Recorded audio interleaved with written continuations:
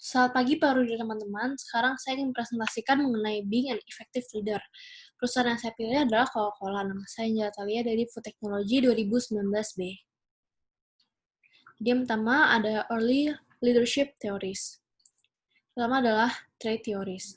Trait Theories ini adalah penelitian yang difokuskan pada mengidentifikasi karakteristik pribadi yang membedakan pemimpin dari non-pemimpin tidak berhasil. Terbukti tidak mungkin untuk mengidentifikasi serangkaian sifat yang akan selalu membedakan seorang pemimpin dari non-pemimpin. Secara teoris menunjukkan bahwa kepemimpinan yang sukses adalah penggabungan dari sifat-sifat yang mendefinisikan keterampilan dan kualitas kepemimpinan. Perusahaan seperti Coca-Cola ini menilai karyawan pada sifat psikologis yang berfokus pada kualitas unik. CEO Coca-Cola Company mengevaluasi karyawan berdasarkan perilaku dan struktur kerja mereka. Teoris menyarankan kepemilikan kualitas dan keterampilan berikut menegaskan pemimpin tujuan yang sukses dan Coca-Cola Company berfokus pada retensi mereka. Selanjutnya ada behavioral theories. Yang pertama ada University of Iowa Studies. Jadi di sini ada beberapa poin. Yaitu yang pertama ada autokratik, yaitu seorang pemimpin yang mendikte metode kerja, membuat keputusan sepihak, dan membatasi partisipasi karyawan. Kalau company terdapat sistem manajemen autokratis di mana karyawan dikendalikan oleh manajer dan mengikuti prosedur mereka. Kalau company mendapatkan keuntungan dengan menggunakan model ini. Contohnya ketika pendekatannya untuk memandu perilaku manajerial, ketika tidak ada alternatif yang diketahui dengan baik. Kalau company juga menggunakan model ini dalam beberapa situasi seperti bencana organisasi. Selanjutnya ada demokratik. Demokratik ini adalah seorang pemimpin yang melibatkan karyawan dalam pengambilan keputusan, mendelegasikan wewenang, dan menggunakan umpan balik sebagai kesempatan untuk melatih karyawan. Gaya demokrasi adalah gaya manajemen yang diadopsi oleh Coca-Cola. Gaya manajemen semacam ini melibatkan pemberdayaan. Dalam gaya manajemen ini, individu dan tim diberi tanggung jawab dan mengambil keputusan, biasanya dalam kerangka kerja tertentu. Jika terjadi sesuatu yang salah, maka individu dan tim kemudian bertanggung jawab atas keputusan yang dipilih. Dengan jenis gaya manajemen ini memungkinkan manajer untuk merasa nyaman dengan orang lain dalam organisasi membuat beberapa keputusan. Manajer yang demokratis sering sekali menginginkan umpan balik dari karyawan mereka tentang keputusan yang dibuat. Pemimpin demokratis mendengarkan dan bertindak berdasarkan pendapat kelompok. Jenis manajemen ini bagus karena membuat karyawan senang dan produktivitasnya juga tinggi. Ini adalah metode yang sangat baik karena pemikiran dan saran karyawan didengar oleh bisnis. Hal ini membuat karyawan seolah-olah dihormati dan pemikiran mereka valid. Masukan dari manajer di sistem pemecahan Coca-Cola di seluruh dunia memberikan informasi penting yang dimasukkan ke dalam strategi mereka. Selanjutnya adalah laissez-faire style. Jadi di poin ini adalah jadi seorang pemimpin itu yang memungkinkan grup membuat keputusan dan menyelesaikan pekerjaan dengan cara apapun yang dirasa cocok. Kode Coca-Cola Company memiliki budaya yang dijalankan dengan gaya ini, yang berarti pendekatan lepas tangan. Gaya ini kadang-kadang digambarkan sebagai gaya kepemimpinan lepas tangan karena pemimpin mendelegasikan tugas kepada pengikut mereka dengan sedikit atau tidak sama sekali memberikan arahan pada pengikutnya. Jika para pekerja memenuhi indikator bisnis utama mereka, maka para manajer dan direktur perusahaan menggunakan gaya santai mengkoordinasikan bisnis mereka ini. Mereka memiliki visi untuk menyegarkan setiap orang setiap hari dan nilai-nilai untuk bangga dalam pekerjaan mereka, untuk jujur, adil, bertekad untuk menang, dan memiliki semangat untuk tindakan mereka.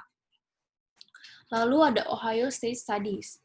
Di Ohio State ini adalah mengidentifikasi dua dimensi yang mencerminkan perilaku pemimpin, yaitu ada initiating, yaitu peran pemimpin dalam mendefinisikan perannya, dan peran anggota kelompok. Selanjutnya ada consideration, yaitu pemimpin saling percaya dan menghormati ide dan perasaan anggota kelompoknya.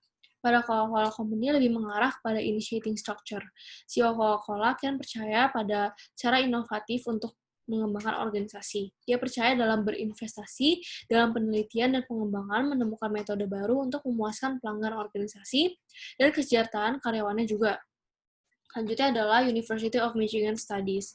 Jadi di University of Michigan Studies ini ada 2 poin, yaitu berorientasi pada karyawan, yaitu menekankan pada hubungan pribadi, dan berorientasi pada produksi, yaitu menekankan pada pencapaian tugas.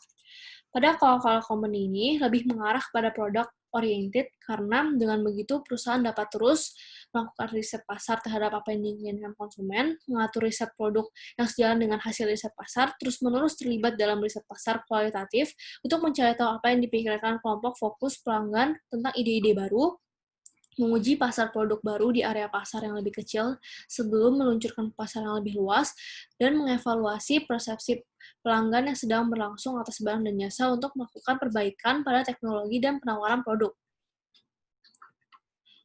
Yang terakhir adalah the managerial. The managerial ini ada 2 poin juga, yaitu concern for people, yaitu mengukur perhatian pemimpin terhadap bawahan, dan concern for production, mengukur perhatian pemimpin untuk menyelesaikan pekerjaan.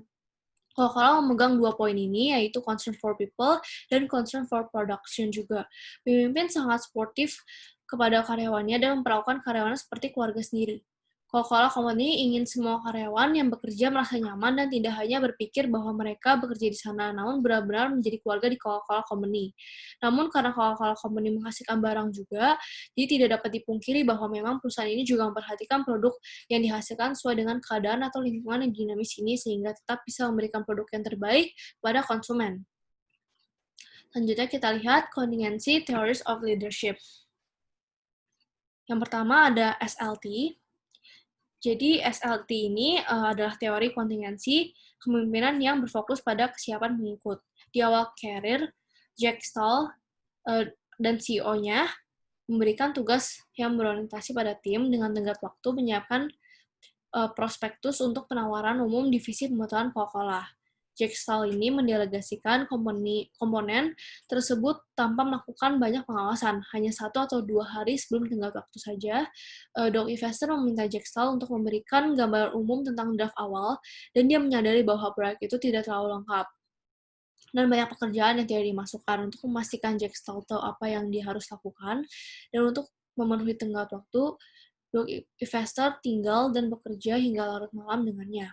Yang kedua adalah Path Goal Models. Jadi di model ini teori kepemimpinan yang mengatakan bahwa tugas pemimpin adalah membantu pengikut dalam pencapaian tujuan mereka dan untuk membeberkan arahan atau dukungan yang diperlukan untuk memastikan bahwa tujuan mereka sesuai dengan tujuan kelompok atau organisasi mereka. Pemimpin Coca-Cola selalu mendukung dan membantu karyawannya untuk dapat mencapai tujuan mereka dan memberikan arahan pada karyawannya. Bahkan Coca-Cola Company memberi training pada karyawannya agar mereka memiliki skill untuk dapat mencapai tujuan mereka. Pemimpin juga selalu memberi semangat dan dukungan serta motivasi kepada karyawannya, karena mereka yakin bahwa karyawan yang senang dan semangat untuk bekerja akan menghasilkan produktivitas yang tinggi, sehingga tujuan perusahaan juga akan tercapai. Selanjutnya adalah contemporary views of leadership. Yang pertama adalah transactional leadership. Jadi di transactional ini pemimpin yang memimpin terutama dengan menggunakan pertukaran sosial atau transaksi.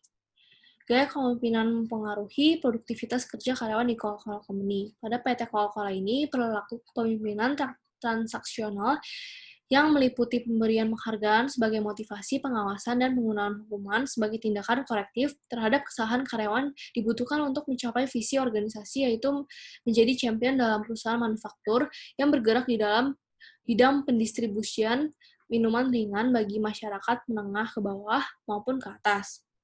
Yang kedua adalah transformational leadership. Di poin ini artinya pemimpin yang merangsang dan menginspirasi atau mengubah pengikut untuk mencapai hasil yang luar biasa.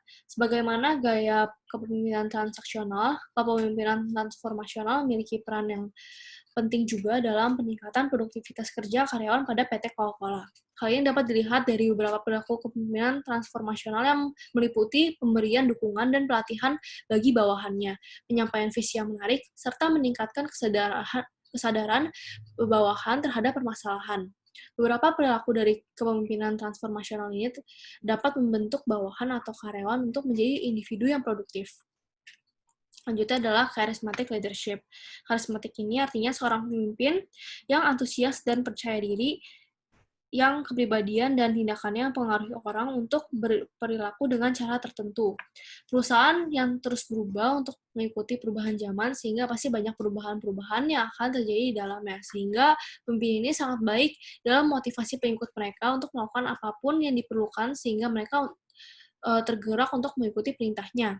Selain itu, pemimpin Coca-Cola juga memiliki keuntungan dengan gaya ini karena pemimpin karismatik melatih daya tarik yang menginspirasi pengabdian pada orang lain. Sehingga karyawannya akan setia pada perusahaan ini. Selanjutnya ada visionary leadership. Di poin ini artinya kemampuan untuk menciptakan dan mengartikulasikan visi masa depan yang realitas, kredibel, dan menarik yang meningkatkan situasi saat ini. Visi yang dibuat oleh pemimpin Coca-Cola Company adalah membuat merek dan pilihan minuman yang disukai banyak orang untuk menyegarkan tubuh dan jiwa dan dilakukan dengan cara yang menciptakan bisnis yang lebih berkelanjutan dan masa depan bersama yang lebih baik yang membuat perbedaan dalam kehidupan orang, komunitas, dan planet kita.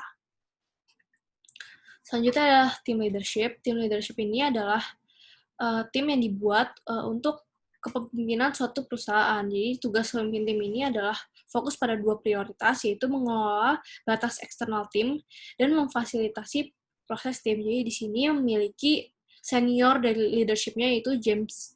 Dan selanjutnya ada kepala-kepala dari tim leader yang lainnya. Ini adalah referensi yang saya gunakan untuk membuat PowerPoint ini. Sekian presentasi dari saya, terima kasih.